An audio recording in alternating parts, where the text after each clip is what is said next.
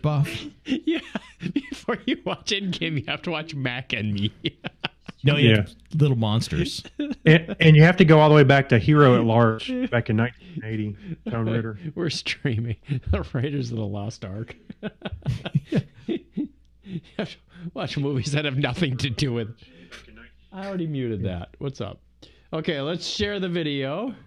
So as me, I share. Let's see which cousins get online now. I know. I see high school friends and stuff pop in. They're like, hey, what's Craig doing tonight? Sharing with their It's personal that thing again. You know what I should do? I should share with my This work nerd account. I thing. think my work account is more popular than my personal account. All right, we'll get coworkers on here sometimes. I need to share Oh, we didn't this. put in the links for our question of the week. Oops. That's my fault for the show prep this afternoon. Meh. It was kind of an obscure question anyway. Go find it real fast. There, Facebook. We'll bring it up. Sorry, this is the Technorama pre-show show. We're just doing some pre-show banter, where we finish the show notes so we know what the heck we're doing. I don't want the video. I want the... Try that again. Technorama. And I shared it, so theoretically, which we use again, that word. I Theoretically. Post Dave Delaney's Shared photo. Technorama's post. Oh my, 3 hours ago. This may not have any answers to it. I got no responses. Chuck Oh, I forgot to share the question. Oh, We got no responses to it in 3 hours, so... All right, our feedback fell flat. Craig, you're going to have to think up better questions. We were doing pretty good when we had, like, favorite food or something. If you had unlimited... What's your favorite color? Movie sequels was a good one. actually got a pretty good response out of the... I marked myself safe from in-game spoilers today on Facebook. I haven't seen any, but then again, I'm just going to blow right by them anyway. It's kind of like political posts. I just don't pay attention to them. I did not have much trouble staying away from them. Yeah. I remember as soon as somebody said, there's a spoiler floating around that legitimately they leaked on YouTube, I was like, I'm not watching anything else. Right, yeah. I have no idea. Basically spoiled the end game, the ending of it. Yeah, for sure. That's what they said. You know, I don't know. I didn't pay attention. It's like Game of Thrones. I will not confirm spoilers. or deny that. Game of Thrones spoilers are like rampant everywhere because Wash dies. Because everybody's talking about the final season, and everybody's like, I haven't seen any of those either. Oh, there's tons of them on my feed. Oh, okay. Well, people are not really super spoily, but they want to talk about the episodes, and it's like, well, then go to the Facebook group that talks about that. No, they'd rather just throw out their feed. As soon as I came out of Endgame, I was like, I went and looked at the spoiler threads, just to see what people were talking about. But did you hear about the guy? I should have put this in the show notes. I should put this in the show notes. We were talking about old high school buddies. The story about the guy that got beaten up because he was yelling out spoilers as he came out of the theater and people were waiting to go in. I'd beat him up too. Yeah, I'm not going to advocate violence, but for crying out loud, I'm not going to. Not violence. Is duct tape over the mouth violence? It'd still be considered assault. Yes. I usually don't take it to the movie. I would add salt. Yeah, add salt to the duct tape. I would have seriously thrown my drink at him. At least I don't know about beating him up, but that's just so wrong. I mean, I can't. I feel I'm indifferent about it because they're like, well, I kind of see where they're coming from, but I don't know. Maybe that's how do you feel about Patreon, spoilers? Maybe that's a Patreon topic. Yeah, that we could do in our Patreon show. There have been times when I purposely read like the entire movie script before I went to the movie because I wanted to know that badly. There's been some movies which I didn't really mind knowing the spoilers. They were the other ones I wanted to hold that thought. We're doing the show before the show. This is an occupational hazard when you're doing Technorama. Or it's any podcast. Trust me, we used to do it all the time with Sly. Stop. We're doing the show before we record. We're wasting our content. Mike would get all he'd get all so and that's upset. how I felt about it. Done. Yeah.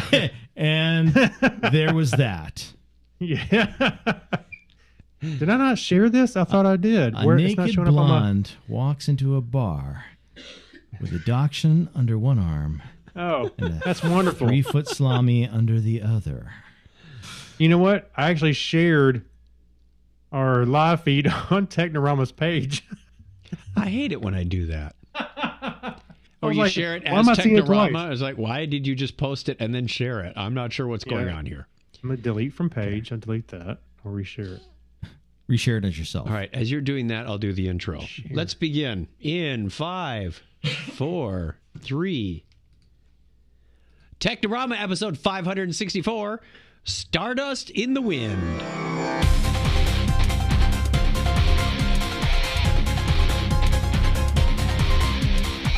Welcome to Technorama. This is a show that takes a lighthearted look at tech, science, sci-fi, and all things geek. If this is your first time joining us, welcome. This is Technorama. This is the fun part of the week where Craig Stepp and I get together and talk about whatever we can find that ends up on no other podcast. I'm pretty sure no other podcast carry some of the news that we have, and they certainly don't do the discussion. My name is Chuck Tomasi from sunny Phoenix, Arizona, and joining me as always. Oh, if you're a returning listener, welcome back. Thank you very much.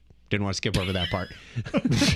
Yeah. Had to hurry up and get to the show content. There's a lot of good stuff in here today. Craig Stepp is joining me from South Carolina. Hi. Hey there. How you doing? Not many more days. You'll be in sunny Phoenix, Arizona. Just 2 or 3 more sleeps. The East and West Coast binary studios will become one. Wonder Twin powers activate. So will you become a non-binary studio? Singular. You're very progressive, Brian. I am. This is a safe space. Joining us from all the way across the yard, 50 feet, 40 feet away. I don't even know. We have our tarps set up on the back 40 of the Tomasi estate. Living from the cardboard box next to my gazebo is Brian Brown. How are you, Brian? Hey, do you got any soap I can borrow? Yes. I need to take a shower with your hose. Oh, the hose What are you starting a sanctuary city there, Chuck? I'm an illegal immigrant. The good news is progress is being made on his house. It is. The contractor has been doing the demo set work. to work. Yep, doing the work. Let's update that. So you've been there what, 6 months now?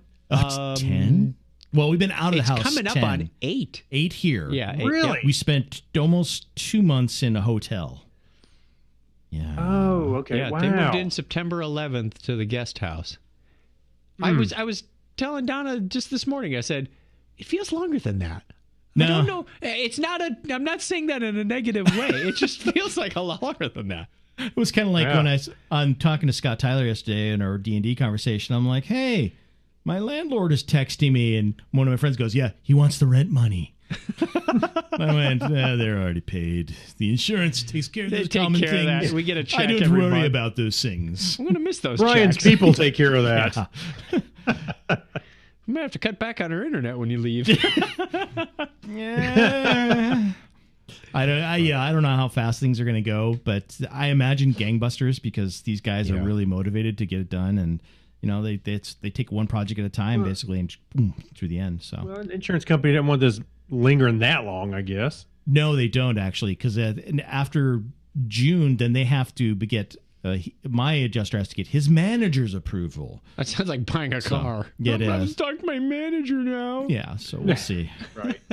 Yeah, well, it's been very enjoyable to say the least. So we definitely are going to have a cleaning service come in though after us because there's dust. We don't dust. I mean, it's just pretty much a common fact. It's like never really been a big duster. And cat.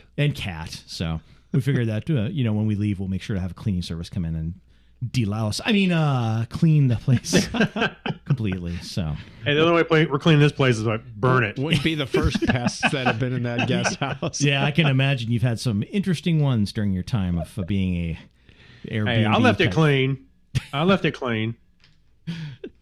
Craig, he won't be out in time for you to get here Wednesday, though. Sorry, buddy. You're gonna have to. Well, wait a minute. There's 2 bedrooms in there. One's an office. You can go ahead and sit in there with my computer and the cat. Leave all the alerts on your browser.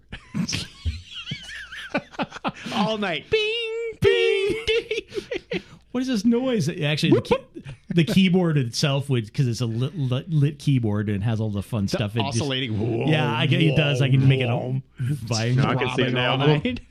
Brian's going to wake up and say, "What is that?" Oh, Those aren't pillows. Those aren't pillows. Good old plain strains. All right, let's do the history thing. We need to roll. Oh, Let's that's grab true. the bag o' die. I'll take the ugly colored one. Okay. And Take my lucky die. oh man, well, it's a good number for Donna and me, and she knows what that number is. crap. You're not going to ask your Google Home to do it for you this time, Craig? No, I got the dice. They were in my. I was trying to find the He always pocket. puts them in his backpack, but he never seems to use them What? I use them all the time. on the road. Do you use them? Do you take your dice with you and use them somewhere other than your home? Because my boss may be listening to this. No. So why do you keep putting them in your backpack? For good luck. They're good luck dice. They're, The dice I've are had them probably since hate 80. you. What? 4? 80. Just roll. Something? Just roll. Well, maybe I should go look for some new good luck dice. Well, maybe you should take them out every now and then and use them. Dust and maybe, them off. Yeah, maybe they Air won't them be- out. What'd you get, Craig? 6. I got Stupid dice. You got what? I got a 6 as well. I got Oh, an we 8. got- I won with an 8. You won. Congratulations. Oh, we got a dice. We got a roll off. Yeah, Fair. you and Craig need to figure Fair. out who's last. Great. Oh, yeah. High teens. 15. Ah. All right. Okay. All right. So it's Screw these dice. What'd you get? it's obviously Chuck, Brian, Craig. Yes. Let's begin with the history. This is one of my favorite parts of the whole show, to be honest. On this day in history for May 1st, 2019, there are 100. This is the 121st day of the year in the Gregorian calendar. There are 244 days remaining in 2019. It was on this date in 1328, by the Treaty of Edinburgh, Northampton, the Kingdom of England recognizes the Kingdom of Scotland as an independent state. I seen it wrong. It was also in this date in 1707 that the Act of Union joining the Kingdom of England and the Kingdom of Scotland to form the Kingdom of Great Britain takes effect. Coincidence? No. It was only like 400 years later. Later. Yeah. So May 1st, 1753, publication of Species Plantarum by Linnaeus, and a formal start date of plant taxonomy adopted by the International Code of Botanical Nomenclature. I honestly thought that was going to come out of Species Planetarium, but that's how I read it the first time. I went, oh, botanical, yes. By Linus. I was looking at the planetarium too. This is you, Chuck. Establishment of the Illuminati in Ingolstadt, which is Upper Bavaria, by Jesuit taught Adam Weishaupt on this date in 1776. It was 179 years ago today that the penny black, the first official adhesive postage stamp, is issued in the United Kingdom again. 179 years ago. Yep. The very You know where first you can stick Adhesive stamp. adhesive stamp. How did they didn't have Glue. Scotch tape back Glue. then? Glue. Yep. Okay, a lot of horses died. Yep. You know where you can stick that. So Also now you on don't even have to today, lick them. Yeah. also today in 1851, Queen Victoria opens the Great Exhibition at the Crystal Palace in London. 135 years ago today, Moses Fleetwood Walker becomes the first black person to play a professional baseball game in the United States, and everybody thought it was Jackie Robinson. No. Proclamation of the demand for an 8-hour workday in the United States is on this date in 1884. Oh, I want to make a proclamation for an 8-hour Yeah, workday. good luck there. Can we get back Yeah. to that, please? Yeah, tell me about it. Also, today in 1885, the original Chicago Board of Trade building opens for business. I wonder what the original building is now, if it's even still there. Maybe. On May 1st, 1930, the dwarf planet Pluto is officially named. Also, May 1st, 1931, the Empire State Building is dedicated in New York City. There's a lot of cool stuff on May 1st. And it was also on this date in 1956 that the polio vaccine developed by Jonas Salk is made available to the public. Continuing with the coolness in 1960, Francis Gary Powers, wow, I jumped ahead a little bit, in a Lockheed U-2 spy plane is shot down over the Sverdlovsk Oblast. I wouldn't want to get oblasted out of the sky either. Soviet Union, of course. We all know where that is. Sparking a diplomatic crisis. Well, 52 years ago today, Elvis Presley and Priscilla Ballou are married in Las Vegas. How about that? Where else would they have gotten married? Yeah, of course. What did he say when she said yes? Oh, thank you. Thank you very much. That was Oh boy. way too easy. I started to read this one as goofy, but Disney MGM Studios opens at Walt Disney World near Orlando, Florida, United States on this date in 1989. I think you should have done that one as goofy. Gosh. Disney MGM Studios. No, that's your Bullwinkle. Yeah. A little more like Bullwinkle. Yeah. I'm not even trying Yeah, this don't one as even. SpongeBob. 20 years ago today, SpongeBob SquarePants premieres on Nickelodeon after the 1999 Kids' Choice Awards. Ooh, another cool one. OpenOffice.org released version 1.0, the first stable version of the software on this date in 2002. Wow. Why does it seem like it was earlier than 2002? OpenOffice only came out in 2002? Yeah. I so downloaded it that day too. I remember trying to use it. It was rough around the edges a little bit, but it worked. It's very cool. It worked. Happy birthday goes out on this date to German astronomer, astrologer, mathematician Johannes Stadius, born on this date in 1527. German missionary and astronomer Johann Adam Schall von Bell was born 428 years ago today. And William Lilly, English astrologer, was Quite born a on the difference. same date in 1602. He was a Taurus. Johann Jakob Balmer, the Swiss mathematician and physicist, was born 194 years ago today. Born May 1st, 1910, American astronomer and ufologist J. Allen Hynek. Were there actually ufologists back then? Ufologists, really, I guess. I mean, that's not what they called themselves back then. No, I probably didn't. They probably went, strange things from outer space. It sounds like that could describe my career. I'm an oofologist, kind of oof and make it work. You're a goofologist. Oopsologist. Goofologist. That's right. I lost my place. Where we were at? Jack Parr. Oh, there you go. Read this as Jack Parr. I got it. Thank you. Jack Parr, the American comedian, author, and talk show host, was born 101 years ago today. Wow. Wow. Oh, I was thinking Jack Palance. Never mind. I would have read that as Jack Palance. That'd be a whole different A movie. little bit different. Yeah. This is all you, Chuck. Oh, we're running out of music, too. American commander, pilot, astronaut Scott Carpenter was born on this date in 1925. Also turning 74 today is American singer-songwriter Rita Coolidge. And also born on the same date in 1949, American motorcycle designer, co-founded Orange County Choppers, Paul Tootle Sr. All right. He's how old now? Yeah, 1949. 150. Yeah. American singer, songwriter, guitarist, and producer Ray Parker Jr. was born on the state in 1954. Who are you going to call? Well, no, it's because Bustin' makes him feel good. Okay. And he flies the Millennium Falcon. What his wife said. That's what she said. And he fought Ryan. Rocky. Why don't we just keep going with this?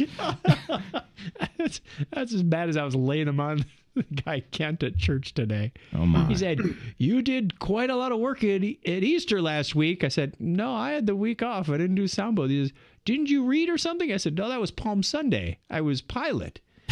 And I got on the microphone. I said, "Ladies and gentlemen, this is your pilot speaking." And I said, "Now I have my pilot's license." He goes, "Oh, to watch this The pain. 90-year-old guy groan was great." Did you really say that? Yes. Oh. It was before the service started. And then Oh. and then I said, "Hey, Kent, what do you say you cut some firewood and then I'll pilot?"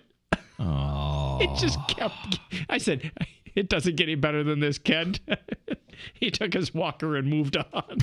What did we say, But Chuck? not A fast groan is as enough. good as a laugh. Hey, isn't that what we said, Chuck? A groan is as good as a laugh.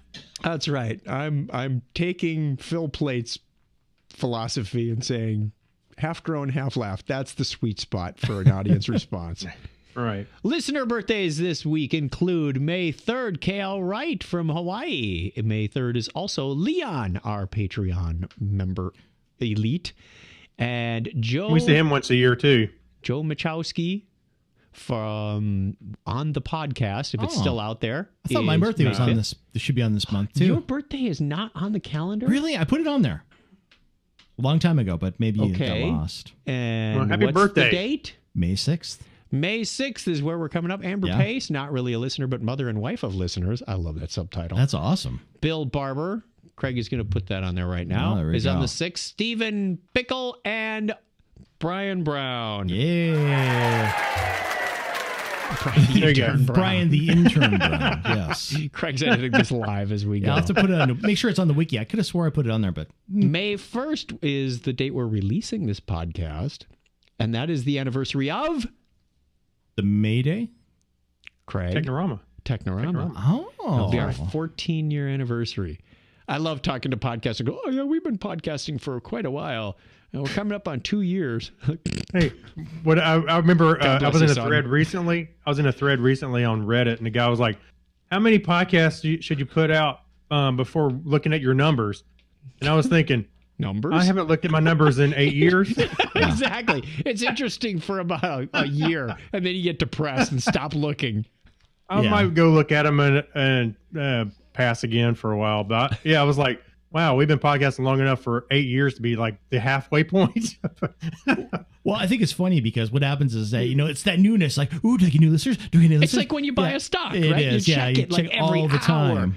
And then you go, refresh. Yeah. Yeah, then after a while, you're just like, meh. If they listen, they listen. Nah. Get so all that matters is, hey, it's like, I'm easy to make myself laugh. And I get to the point where it's like, that's all that really matters is I think it's funny. If everybody else thinks it's funny too, they can join in. But yeah, it's a bonus, basically, is what you're saying. Yeah. Right. The fact that you have listeners, Let's do some news. We start out with, this is great news, everyone. Where's our great news? Oh, great news, everyone. There we are. You get the first story, so even better. Oh, is this me? This is all you, man. How did I go end up for with it, this? man? You're number one. You won with an 8. I didn't know that the history thing carried over. We have Sure, new why not? rules evolving all Sure, the why time. not? Okay. Why not? For thousands of years, thousands of years ago, the Babylonians invented multiplication. Last month, mathematicians perfected it. On March 18th, 2 researchers described the, quote, fastest method ever discovered for multiplying 2 very large numbers. The paper marks the culmination of a long-running search to find the most efficient procedure for performing one of the most basic operations in math. This is a quote, everybody thinks basically that the method you learn in school is the best one, but in fact, it's an active area of research, says Jorvis van der Hoven. Haven, probably, yeah. My Dutch is really bad. Sorry, Jorga. You can help with that. Hoeven. He'll probably send us a voice message on how to actually say that. He's a mathematician at the French National Center for Scientific Research and one of the co-authors. The complexity of many computational problems, from calculating new digits of pi to finding large prime numbers, boils down to the speed of multiplication. Vanderhaven describes their results as setting a kind of mathematical speed limit for how fast many other kinds of problems can be solved. Quote, in physics, you can have important constants like the speed of light, which allow you to describe all kinds of phenomena, Vanderhaven says. If you want to know how fast computers can solve certain mathematical problems, then integer multiplication pops up as some kind of basic building brick with respect to which way you can express those kinds of speeds. Most everyone learns multiplication the same way. We stack 2 numbers, we multiply every digit in the bottom by every digit in the top number, and then do the addition at the end. If you're multiplying 2-digit numbers, you end up with performing 4 smaller multiplications to produce the final product.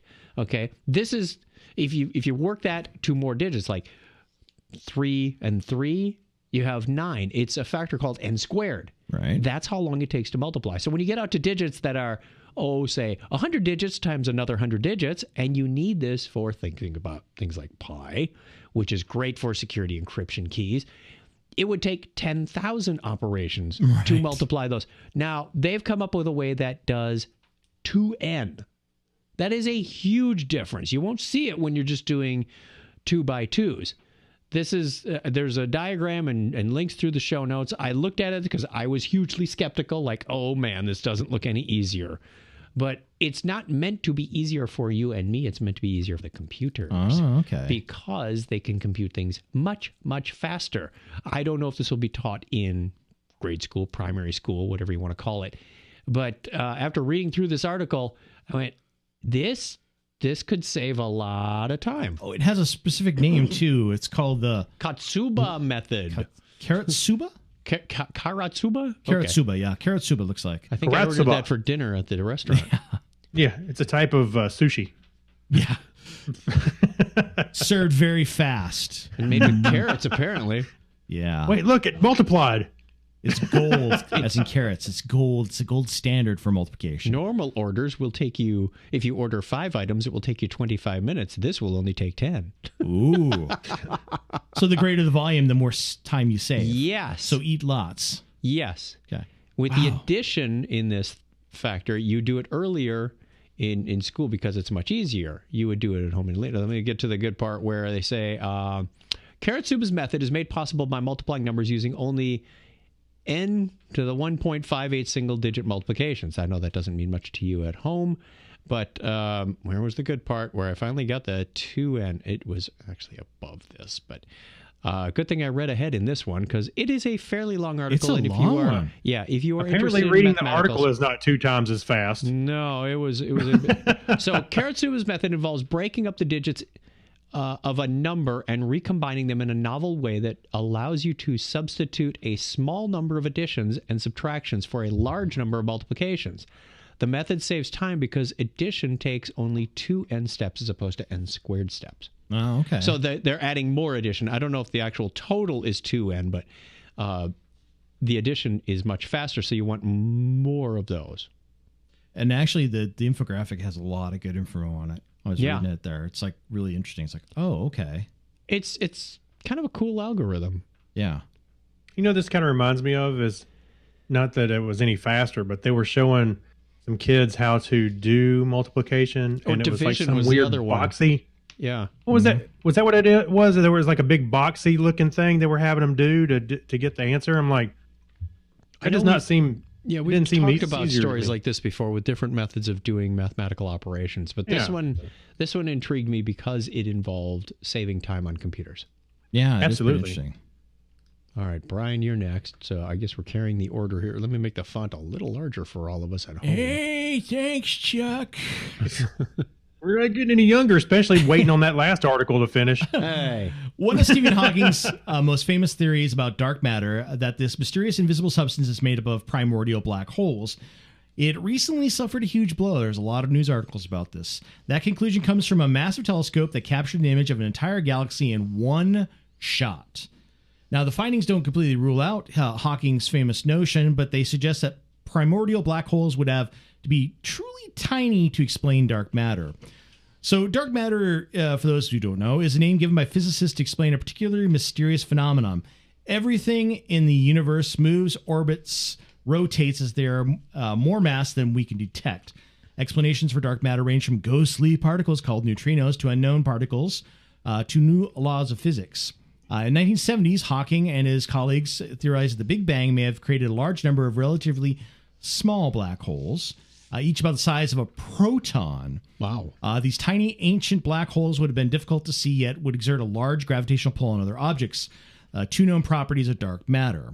I didn't know this was one of his theories, was a gazillion little black holes. Yeah, everywhere, basically. Okay. Until now, the theory can only be tested for primordial black holes heavier than the moon. So they got to be heavier than the moon.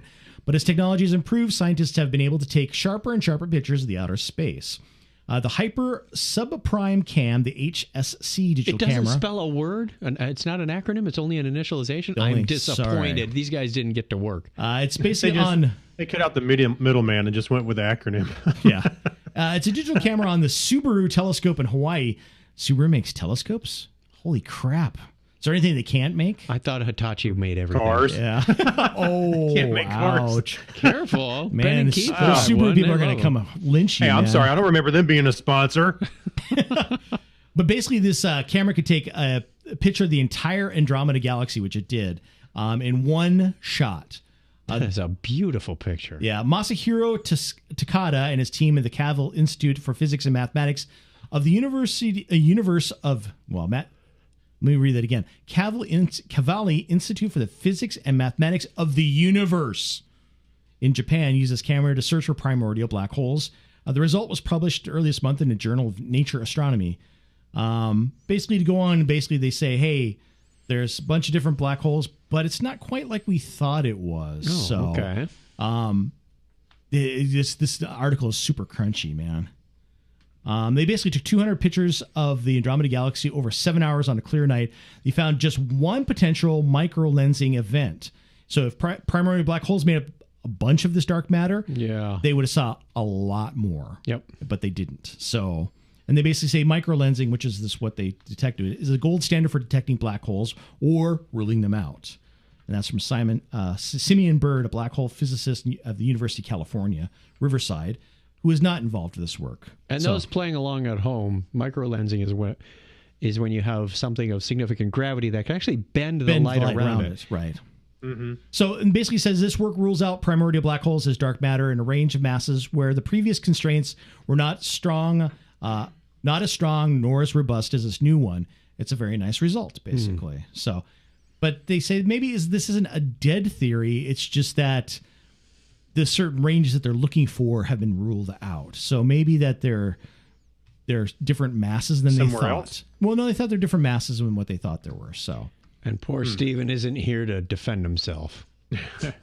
Well, I was thinking, if you think about space travel, like we've seen in a movie, in movies, imagine trying to navigate around these little tiny black holes.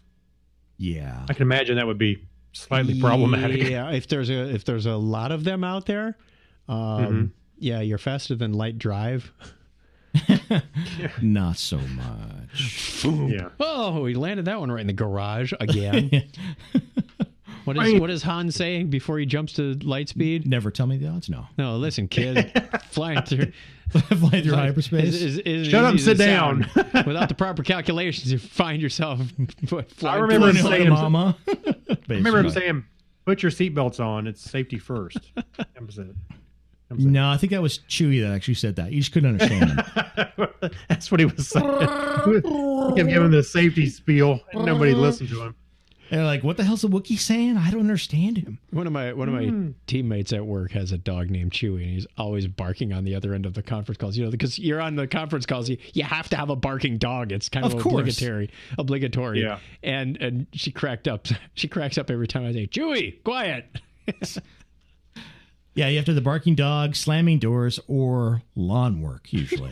A blower. We have... Exactly. The leaf blower thing, yeah. I'm sorry, my lawn guys are over. Then mute yourself, dummy.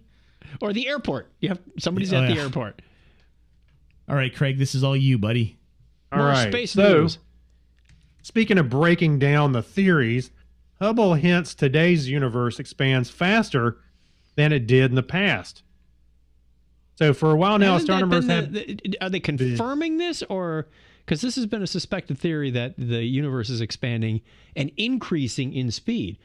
Well, it says Hubble hints. I don't know if they confirmed anything. Hey. As the universe is currently expanding 9% faster than the early universe, which is forcing astronomers to reconsider some fundamental aspects of the cosmos. So for a while now, astronomers have been confronting a conundrum. I hate it when that happens. Studies of the early universe, looking at an era after the Big Bang, tells us that the cosmos should be expanding at one speed. But when astronomers actually measure today's universe, they find a faster rate of expansion. Interesting. The scientists have known that the universe is expanding is expanding for around a century. Right. Astronomers like Edwin Hubble first noticed that every distant galaxy they would measure seemed to be moving away from Earth, and further they were, the faster they receded. Redshift. Yeah.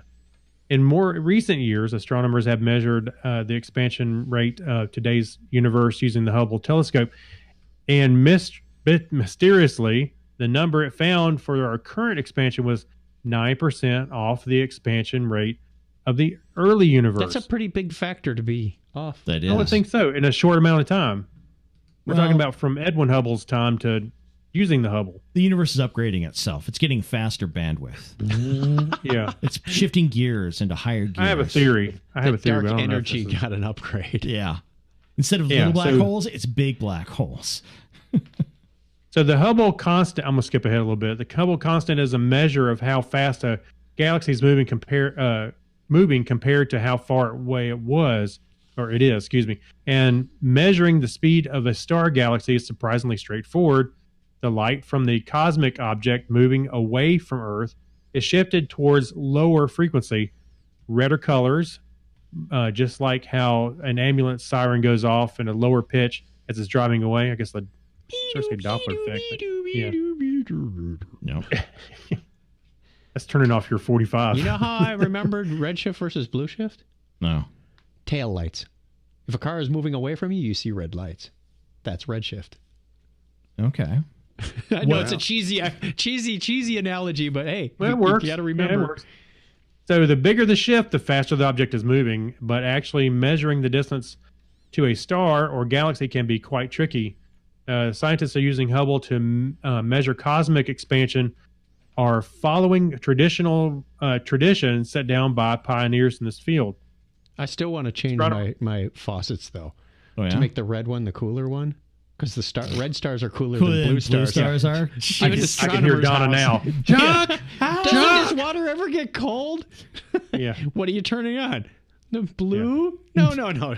Blue stars are hotter. Turn the red one. Anyway, go check out the article. I'm not going to explain. It's again a super crunchy article. You got some super crunchy articles this week. Yeah, good stuff. Good space stuff. Craig, but there's a Elton wants diagram. you to show the rest of your shirt so the rest of them can know what it says. It says disco. Yeah, that's it. It's a Discovery. Star Trek Discovery. It's it's got the insignia on the side. Just had to break in with that late breaking chat room news. Yeah. And What are you wearing, Brian? John Miller Jr. says, "Don't make me turn this ship around, Luke." Yeah, that's right. What does mine say? Yeah, what is you got a Star Trek Lambda, shirt? I can't tell. Lambda, lambda, lambda, baby. Oh, I just saw the star at the top. I was like, it's another. Lambda, lambda, lambda. I love that shirt. And Chuck's wearing the shirt that our friend Richard Green gave us. Yes, I'm wearing the Geek Out with Mainframe shirt. I had to retire mine. I wore it too much, and it didn't fit me anymore. I think I've had this for about 10 years. Yeah. Oh, I wore mine a lot. Yeah. Sorry, I had to let it go. Oh man, I still have my original Technorama shirt from 2005. Doesn't come out often though. You know what? We should make some new ones. Yes, we should. And for both 14th anniversary. Well, we had talked about bowling shirts too, to follow in Ben and Keith's footsteps. That's true. Well, let's take a quick break while we ponder that thought. We'll be action items. Let's see. Golf add shirt? to Todoist. We'll be right back.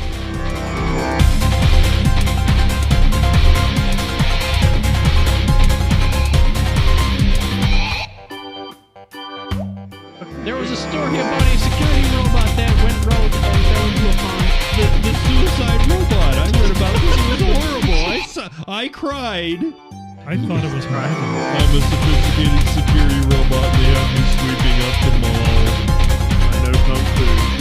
Goodbye, cruel world. Well, the depressed world. Let's give to the Marvin Foundation. This is the best I can be. Millions of dollars of research, and I'm a security officer. Brain is the size of a planet. But what really happened on that tragic day, investigators want to know. A big gust of wind. A dropping barometric pressure has caused Steve to run into the fountain. He rolled out water. He rolled.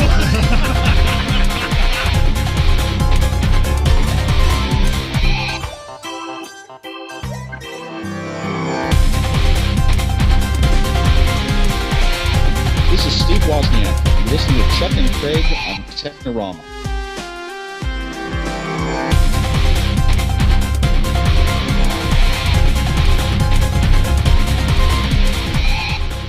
Have you ordered the shirts yet?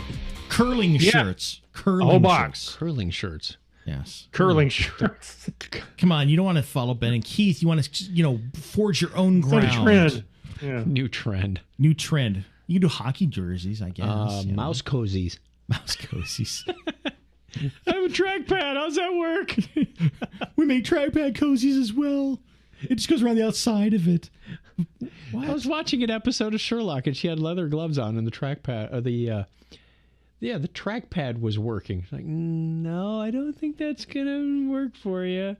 Now, I have like some knit gloves that have the little magnetic sensors, whatever. The haptic sensors. Yeah, and those work on my phone, but I don't think just regular leather gloves do.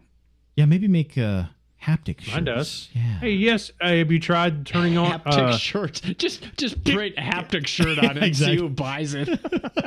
Yeah. Look, my phone works with it. It's like when CD drives came out. We had head cleaning kits for them. Yeah, basically it was a little brush. It would brush off the lens. You're like, really? Yeah. Wow. Hey, you know what? Somebody retired rich off of that. Yeah, probably actually. And pet rocks. Speaking of pet rocks, we've got the Hacks and Strange Stories. Is it my turn already? It is. Oh, yes, sir. It is. Story. I love this story. The Wagon Queen family truckster replica sold for 6 figures. Someone is ready for a retro road trip. A replica of the Wagon Queen family truckster. I didn't even remember the Wagon Queen part. I just called it the family truckster. Yeah. I didn't remember the whole name. Yeah, I didn't remember the whole name. From the classic comedy Vacation was auctioned this past week for $100,100. Or in binary, that's $34 or $36. But yeah, this ugly beast could be yours. The wood-paneled green machine crossed the block at the Barrett-Jackson Palm Beach event.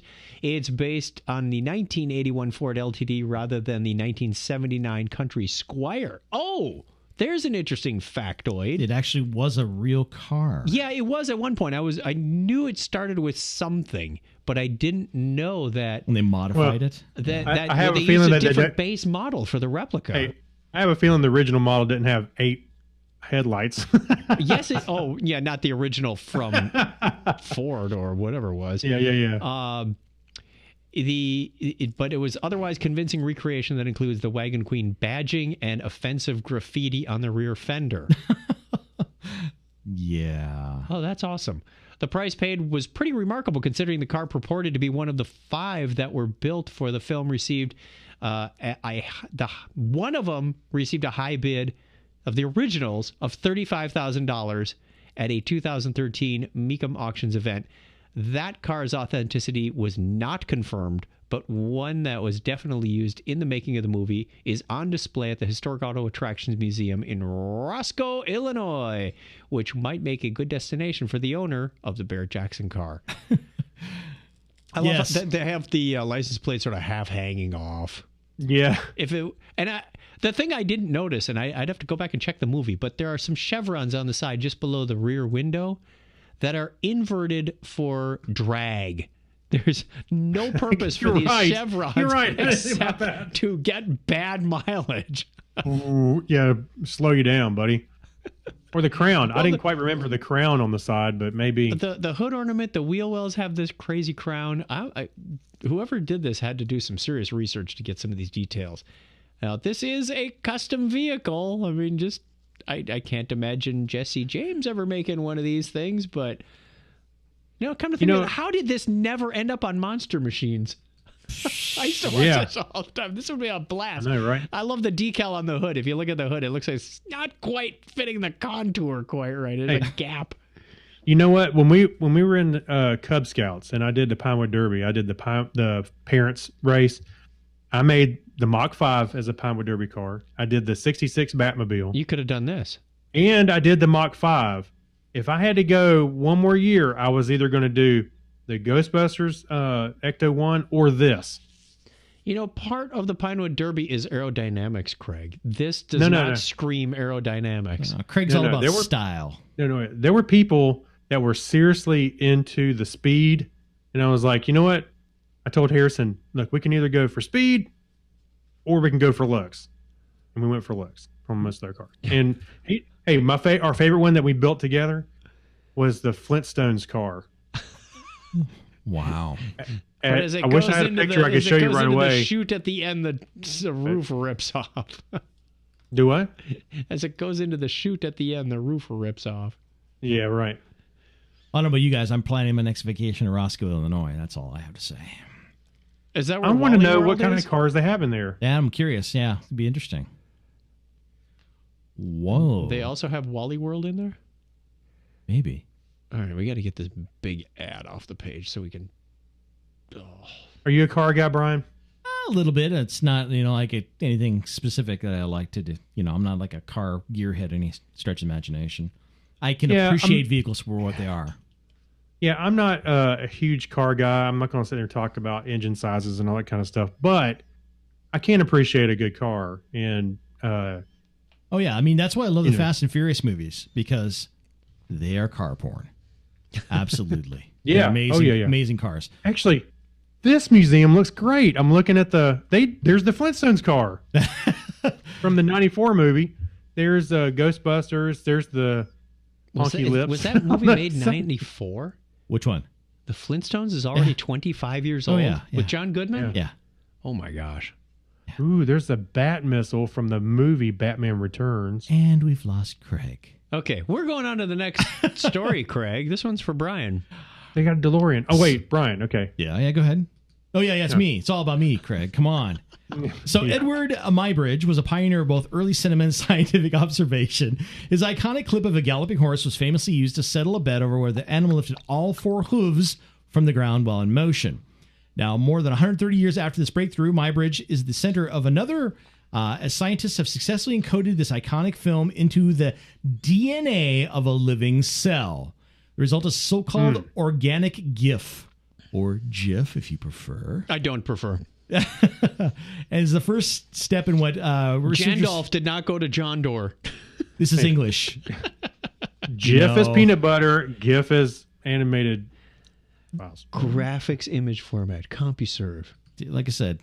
Copy. So the GIF in the first, I'm just going to say it from this, and I just annoy the hell out of you guys. So this is the first step in what researchers refer to as molecular recorder, able to exist, observe, and capture information within living cells. We want to turn cells into historians, explained neuroscientist Seth Shipman, a geneticist at Harvard Medical School.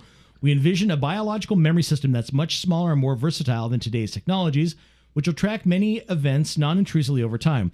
Basically, we're going to record everything you experience. In your DNA. In your DNA. And then harvest you when you're dead. Pretty much. That's... Hey, gives a whole new meaning to thumb drive. Wow. So using the gene editing technology CRISPR, scientists funded by the National Institute of Health, NIH, set out to prove that an arbitrary sequential information, not just genetic information, could be encoded into a genome. They first did this with a single image of a human hand, and then with the help of bacteria's thumb drive. Immune defenses. Well, I was just going to say the same thing. Please scroll. Continue. Past all the ads. Holy crap. Gosh.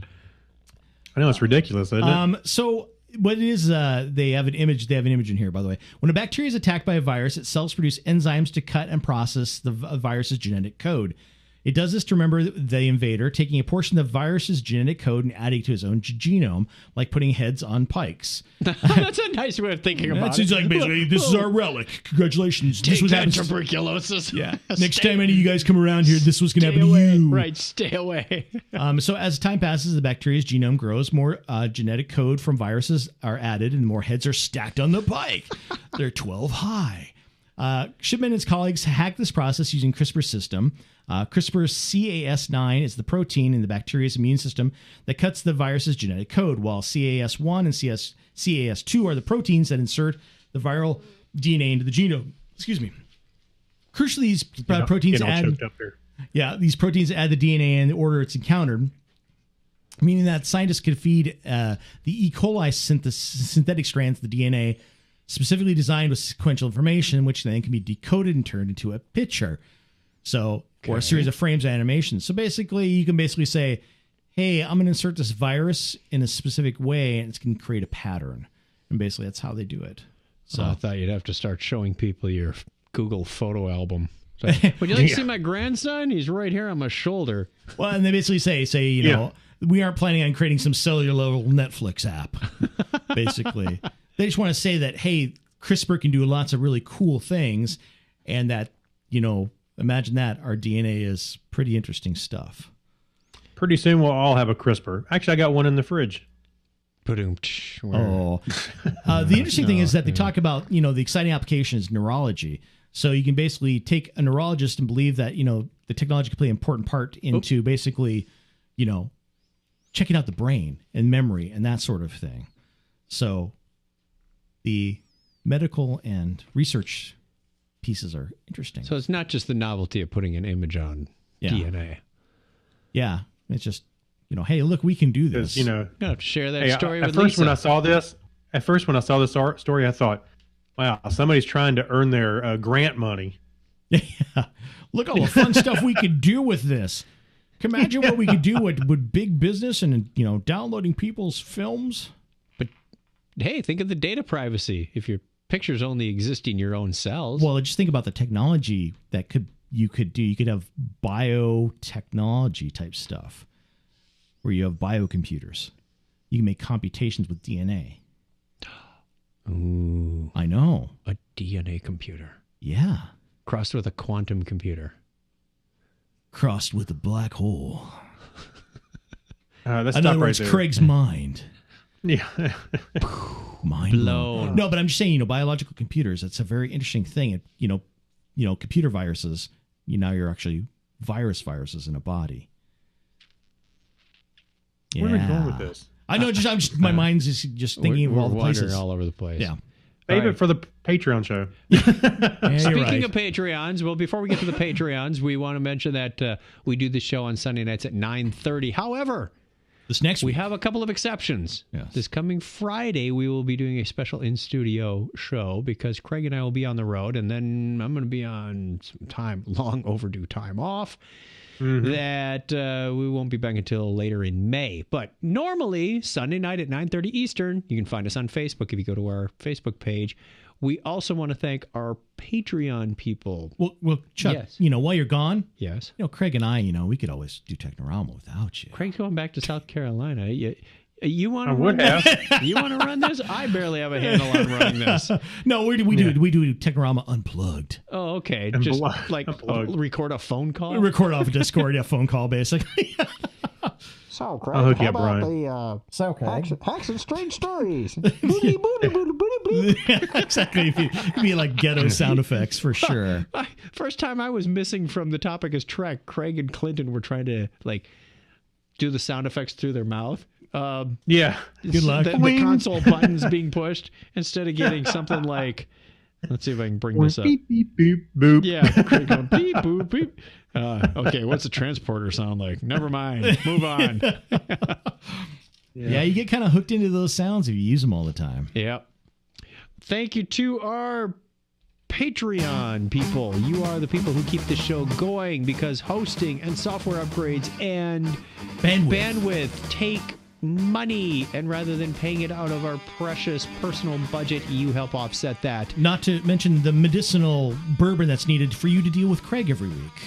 We have some medicinal Why bourbon. is it always when on me? Oh, sorry. shows up. Is it vice versa? I always forget these things. No, he has to drink the bourbon. Okay. Makes sense. Thank you to Kyle Nishioka, Abner Braverman, Ben Vaughn, Mike Wills, Mega Podcastic, Night Gig Studios, Gary Lindros, John Clifford, Birthday Boy Leon, John Noble. Our John Noble. And we just saw him show up on Elementary. Ah, We'll get to that yes. episode.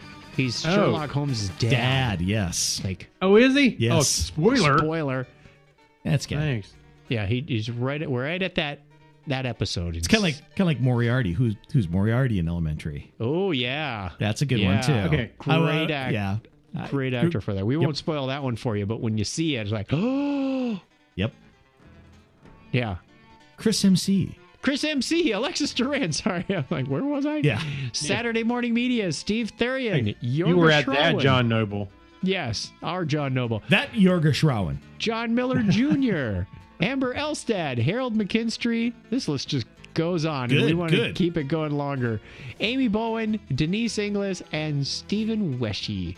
Thank you very much. If you want to be a Patreon member yourself for as little as $1 a show to help support this podcast, you can do that over at patreon.com/Technorama Podcast. If you're watching on YouTube or Facebook, it's right there on the screen, right there. Well, and the interesting thing to say about the Patreon show is that, you know how we kind of get off topic in here? That show is nothing but off topic. Exactly. Yeah. It's We start with one idea and it wanders. It could be 15 minutes. It That's could the be 30 design minutes. of it. Yeah. Yeah. That is, it's where we hold those random thoughts that if you were here in person and the microphones weren't on, we would be having that discussion.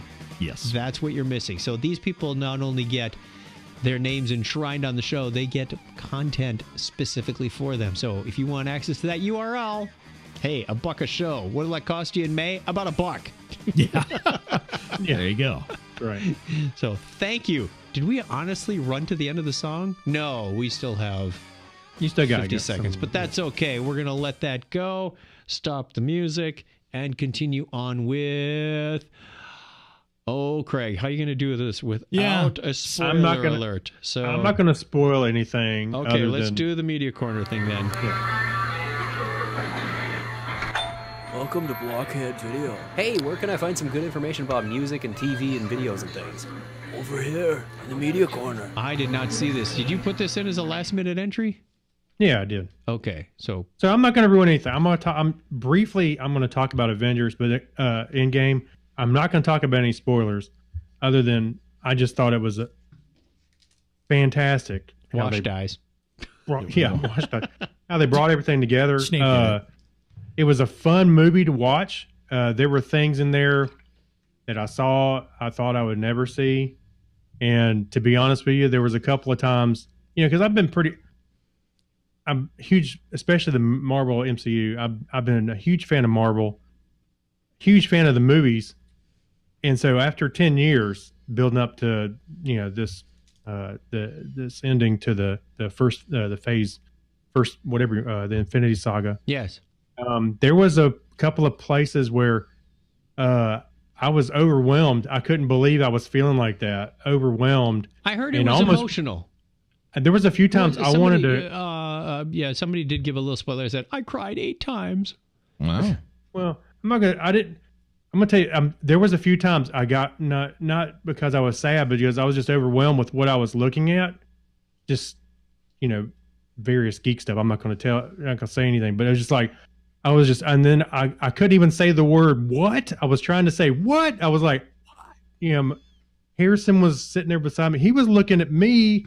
And I was trying to look at him and look at the screen. And I was like, I can't believe what I'm seeing here. And as soon as you see the movie, you'll see what I'm talking about. But it's just like, I was so overwhelmed. I really felt like I wanted to cry. At like 12-year-old Craig was trying to come out there. I could not believe what I was seeing. So it was a fun movie. There's a few times that, I'm doomed. Yeah. Yeah, you're doomed. I better bring a lot of Kleenex. Yeah. It was fantastic. So fantastic. Craig, what sort of gauge of catheter were you wearing? Just because, it's a 3-hour movie. I did go a little light on the coffee in the morning. Man. Yeah, it's a long one. That's why I'm just like waiting. Maybe I'm like, it might be a home viewing time because you and me, Chuck, our bladders are about the size of my thumb. Yeah. No, you need to go to the theater. No, you got to try and pull it out. I have the distinct advantage post-surgery. Yeah. Yeah. Look, when the Death Star shows up, go pee and then come back. You won't miss anything. Wait, what? No. So anyway, when Luke comes back, you have what? Yeah, it's a long one. Seriously, yeah, it's a long one, but it's worth it. Actually, just like everybody else has said, the 3 hours does not feel like 3 hours. Now, just because the pacing is really good. There's a few times it kind of drags, but things keep moving along, and it's a lot going on. Now, can you imagine the people that actually did the entire marathon of all the Marvel movies? But hell no. There were people. I was reading. That would take a week. No, it was like 3 days, 56 some odd hours worth. I thought it was like 30 something hours, 31. So it's a long time. Well, they take some breaks. I was reading about a guy who did it and about how he kind of prepped himself to do it and how he kind of did it. What's the point? I did it. It's kind of like the people who sat through all the Lord of the Rings. That's a little more reasonable. I know. I didn't think it was necessary for me. Although I do revisit movies, different ones from time to time, especially over the years after Guardians came out. I know I saw it at home several times. Besides just the first viewing. That's the one Marvel movie I just don't know. I've watched once done. Really? Yep. Not a big Guardian Galaxy fan. I just not. It's kind of like Iron Man 2. Saw it once, didn't really care to see it again. Or 3. No, I like 3. I like 3 a lot. Yeah, and because I like the story. Yeah, 2 was the dude with the electric whips. Nah. I would say that and Thor's Dark World is probably Dark Horse. Dark Horse. Those are my two they're kind of lamer. And There was even like a Hulk then, movie or something in there. No, that I just like could've- I like the Edward Norton Hulk. I really do. Now the Eric Bana Hulk. Yeah. Hey, I'm glad you brought that up. All right, so I still have a T-shirt from when I saw the Eric Bana Hulk. Yeah, the Ang Lee. It just says Hulk on it. Yeah.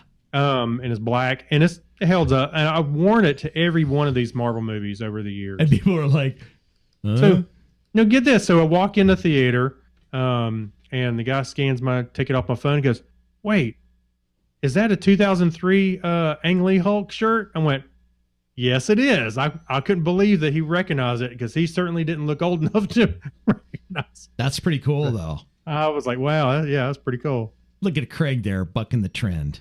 I was like, "Yeah, fight me!" Right? Yeah. I'm still waiting for someone to recognize the alert tone on my phone as the Babylon 5 doorbell. Is it really? It's really a pleasant tone.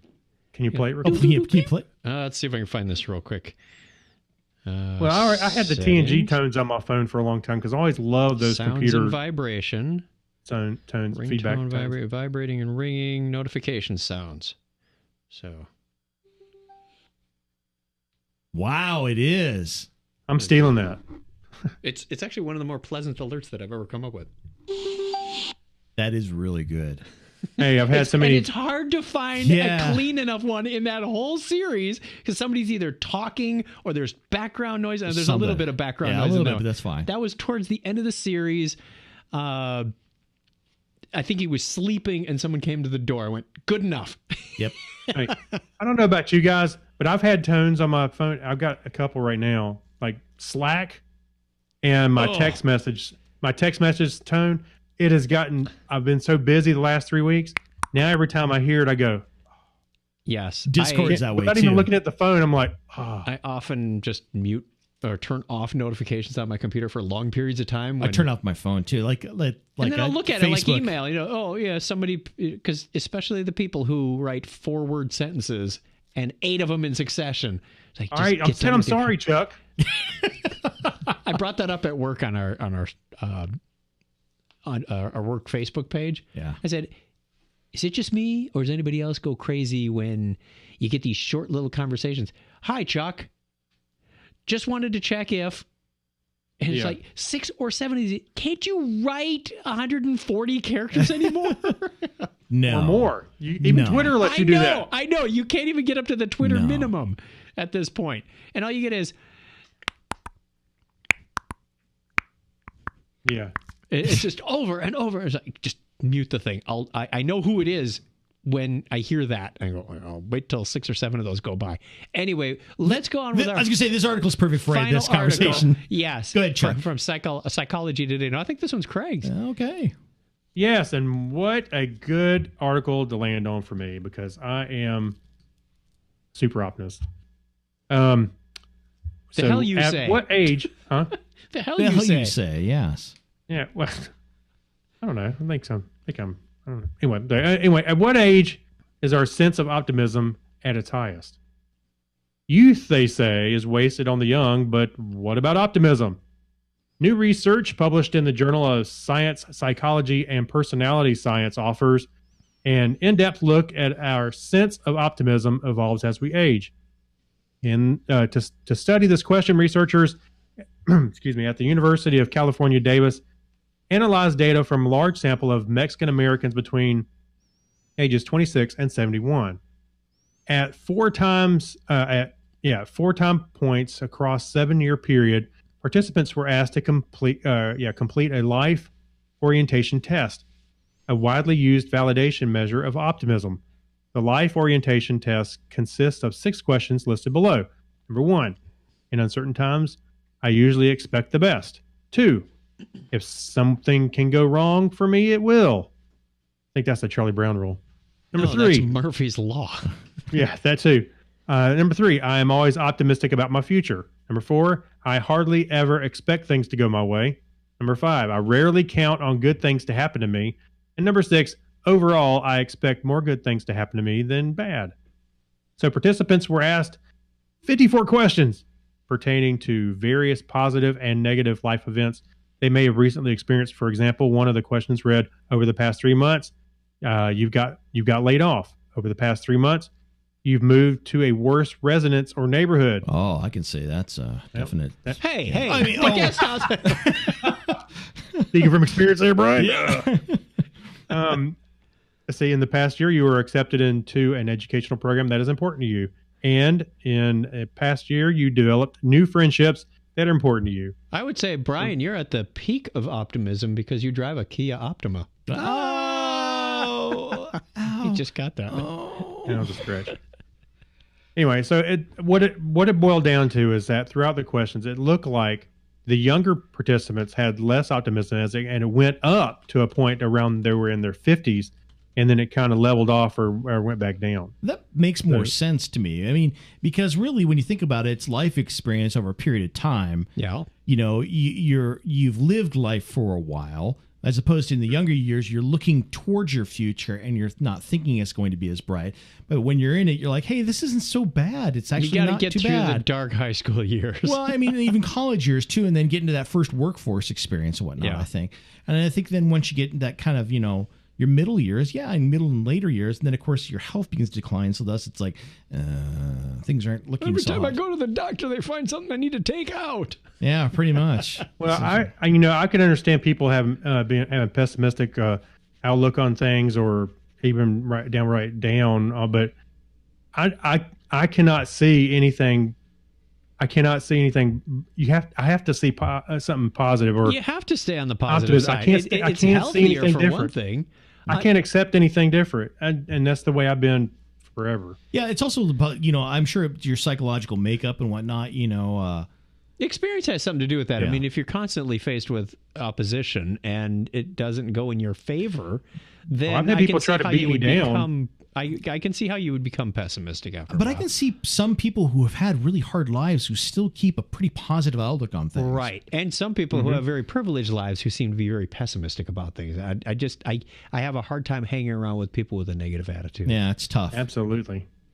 Yeah. I can't accept anything other than, hey, there's got to be something better around because I've had people try to beat me down, and when and there's been points when I recognize, I'm like, no, I can't. No, I'm not accepting that. I gotta look forward and be positive, because even in the face of adversity, what are you living for? Right. Even in the face of adversity, there's optimism and positivity in those around you. Yeah. People offer up support and help, prayers, whatever it is, and you go, wow, that's pretty amazing. I experienced that directly last year with my diagnosis and procedure and whatnot. And I was just taken aback by how much support and love there is in the world. And I said, wow, this is just, it's one of those things you can't ever seem to repay enough. Mm-hmm. Absolutely. And when given the news, oh, guess what? You've got cancer. Like, all right, what are we going to do about that? Yeah. What's the next step? Yeah. How where do we get go out of this? Yeah. Where do we go? Because I'm not accepting this. I'm not going down without a fight on that one. And fortunately, everything worked out all right. So, Todd says, yeah. I got a cat talking outside the door. He wants to be on the podcast. I was like, what, Todd? What? Oh, okay, gotcha. Todd the cat. So anyway, the message is stay positive forever. Yes. Even in the face of especially in the face of adversity. Yeah. Okay, our question of the week this week is, out of all the Marvel movies leading up to Endgame, what is your favorite scene? I'm gonna have I left out the Endgame part because I didn't want any spoilers or anything. A 56-hour marathon to figure that one out. Yeah. I've got a couple. right off the top of my head. Okay. Well, and I think it also depends on which Marvel movies you really like. Right. So, I'll tell you what. You sound like Hank Hill there for a minute. I'll tell you what. Hey, boy. I'll tell you what. Bobby. Hey, what? I like that propane and propane products. Accessories. Propane and propane accessories. Yes. Hey, Hank, look. Propane. Growing up, I would say I was not a huge Captain America fan, but his movies really brought out that character. Well, I think because those movies changed from what you saw in the comic books, because comic books he was very much a upstanding do-gooder Boy Scout, and I think the movies bring that mixture of dark and light. Yeah, Captain America is probably one of my favorite of the Marvel Universe characters. Definitely. Doctor Strange being number 1. Stephen Strange is my favorite. Yeah. But he's also my favorite in the movie? Books. In the movie one? Movies and comic books both, yes. What about the TV show? Yeah, it wasn't bad. I mean, it was a product of the 70s. I mean, look at all the Marvel stuff during the 70s. It was like, very 70s-rific. It's rough to look at now, but yeah. Yeah. Back in the day. So that's a good question. That's a good one for all the Marvel fans out there. And well-timed. I think we can play off of the media hype. Yeah, I mean, we'll get back to it. Get a few extra clicks on Twitter or something. In 4 weeks when we come back. No, Friday. Friday, man. Friday. Oh, yeah, Friday. We'll have some answers on Friday, I guess. Friday. You can answer them in person. All right, that brings us to the end. Thank you very much. We appreciate your support. We took over an hour of your time, whether you listened to it all in one chunk or you came back in a number of pieces. We're good with that also. Thank you for joining us on Facebook Live or YouTube later, or downloading the podcast. We greatly, greatly appreciate it. Thank you, Brian. Thank you, Chuck. Thank you, Craig. With us once again. Yep, glad to be here. As long as... it'd be a shame if the contractors never finished your house. Be on the podcast Stay more. forever. You're like Green Acres. They're like, he's always working on the house. Yeah, that's exactly what it'd be like. They're like, we actually don't mind you. You know, it's like you're actually pretty decent. You know, people that stay in our guest house. Donna doesn't have to change. Yeah, sheets. I know. She doesn't have to do anything. It's like we take care of it. Thank you, Donna, for being our videographer, video engineer this week. She keeps every week. Cameras every week. Yeah, wonderful. Well, maybe not next week. She won't be here Friday. Yep. Oh, well, it's going to be a challenge. Yeah, well. All right. And Craig, if you wouldn't mind, give us the traditional binary high five sign off. 101. Was that the Iron Man palm in the face? Yeah, I was thinking. I was like, I left my armor in the closet. Till next time. Bye. Done and done. One of our less choreography. I was trying to think your contractor's name is Ralph. I was thinking Green Acres. I was trying to remember what was the name, Ralph. How many references could we throw in that show? Yeah, tons. Man. We somehow got King of the Hill in there. Somehow we just wedged that sucker in. Bobby, oh my God. Bobby. Pop culture references. Hey, my brain abounds with those. When I'm giving presentations, it's really hard not to do that. I can imagine. And they do sneak in sometimes. You know, we homeschool Harrison. I tell everybody that I'm the professor of pop culture studies. Doing my part. I was doing a demo this past week and I couldn't think of a good application name, so I just came up with NX01. See who gets it. Enterprise? Yeah. Nice. All right. Thank you very much, Facebook viewers, for watching us live, hanging out with us for a little while. Whether you're here for the whole show or just part of it, we appreciate it greatly. Yes. And we will talk to you again real soon. Bye. Bye, y'all. Bye, everybody.